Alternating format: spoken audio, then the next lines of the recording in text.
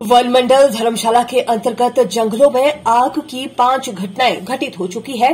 हालांकि वन विभाग की टीम को ऐसे मामलों से निपटने में खासी मशक्कत करनी पड़ रही है, लेकिन फिर भी टीम पूरी मुस्तैदी से आग पर काबू पाने की दिशा में कार्य कर रही है।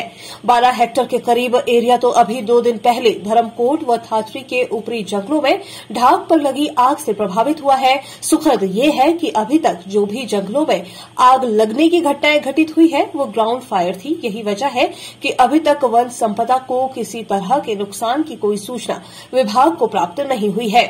वहीं वन मंडल धर्मशाला के डीएफओ डॉक्टर संजीव शर्मा ने बताया कि अप्रैल माह में अब तक जंगलों में आग लगने से 62.5 हेक्टेयर एरिया प्रभावित हो चुका है। जंगलों में आग की घटनाओं पर ग्राउंड स्टाफ में पुलिस ने 4 अज्ञात लोगों के खिलाफ एफआईआर दर्ज करवाई है, जिसे विभागीय भाषा में दैनिकी रजिस्टर कहा जाता है। डीएफओ धर्मशाला ने लोगों से अपील की है कि जंगलों में आग न लगाएं और वन संपदा के संरक्षण में विभाग को सहयोग प्रदान करें। जैसा कि आपको मालूम है कि गर्मियों का सीजन स्टार्ट होते ही वनों में आग लगने की घटनाएं भी बढ़ जाती हैं।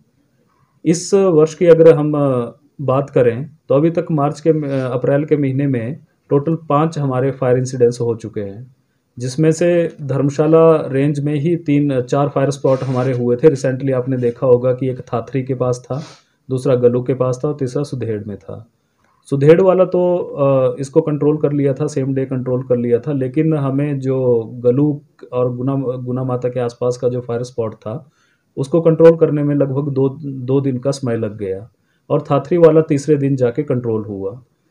इसमें चुनौतियों का तो वन विभाग को काफ़ी सामना करना पड़ रहा है, क्योंकि जो आग लगी थी वो काफ़ी ढांक या स्टीप स्लोप था, जहाँ पे हमारी टीम का एक तो पहुँचना काफ़ी मुश्किल हो पा रहा था। दूसरा, ढांक होने की वजह से जो जहां आग लगी थी उस आग तक पहुंचने की भी चुनौतियों का सामना करना पड़ रहा था इनएसेसिबल एरिया होने के कारण।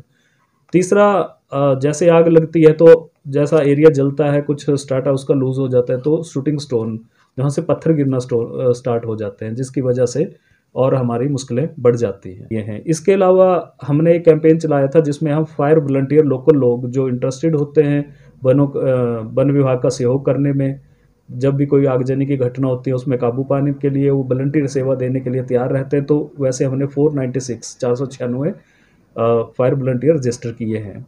इसके अलावा हमने सभी रेंज लेवल पे व्हीकल, क्योंकि स्पीडी मूवमेंट इसमें ज़्यादा ज़रूरी रहता है कि जब भी आगजनी की कोई घटना सामने आती है तो वहाँ पे टीम का पहुँचना ज़रूरी रहता है। तो जहाँ तक सड़क जाती है उसके लिए हमने टैक्सी हायरिंग का उसको प्रबंध कर दिया हुआ है। 5 रेंजेस में ये इन प्लेस है मैकेनिज्म।